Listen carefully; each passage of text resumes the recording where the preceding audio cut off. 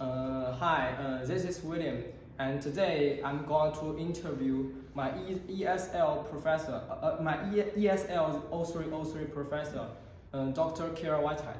Hi, Kira Whitehead. Hi, Professor. Hello. And I prepared three questions for you.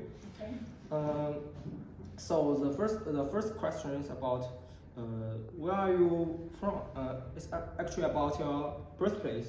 Yes. Okay. Well, I'm from the East Coast in the United States, a place called Connecticut.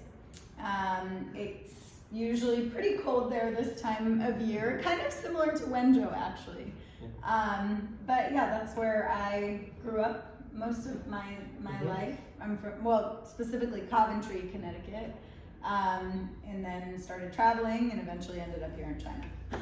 Okay, that's cool. Okay, the second question is, what challenges do you have when visiting a place for the first time, and how do you deal with that? I guess it depends on the place. I've always found that I adapt fairly quickly to new cultures and things like that. But I have found that living in China, it is very hard not speaking the language. Yes. So I would say that's the biggest challenge I'm facing, and for that reason, I'm really trying to learn it this year, finally. Yes, the Chinese is difficult for the foreigner to study it. Yes. Because it's hard pronunciation. Yes. Yeah, but it would definitely make life easier.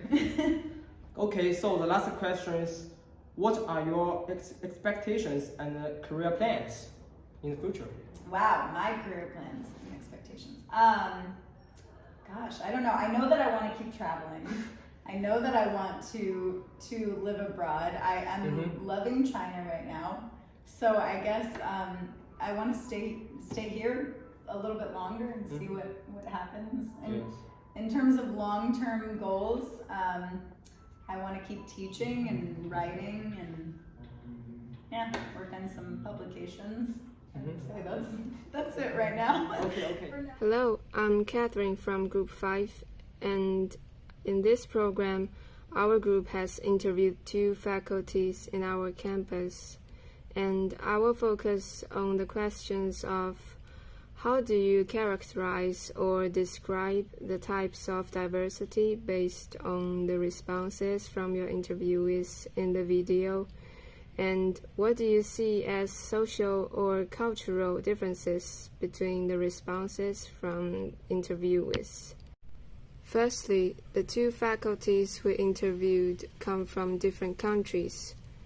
One is from the East Coast of America, and another is from Jiangxi in China. And they show different attitudes towards new culture. The professor from America said she could quickly adapt to the new environment, while the professor from China found it hard to adapt to the new surroundings quickly. And moreover, the American professor feels that the language is the biggest challenge, while the Chinese professor thinks that learning methods and the environment are more challenging. The social difference between the responses from interviewees is the American professor is able to adapt to the new surroundings quickly, but the Chinese professor fails to do so. This phenomenon illustrates that the American professor has a more flexible social ability and shows greater social adaptation than the Chinese professor. And they have distinctive future plans. The American professor tends to travel, live abroad, and work on some publications, while the Chinese professor wants to study hard and improve her practical skills and ability. And that's all. Thanks for listening. Hi, Professor. I'm Kazakh.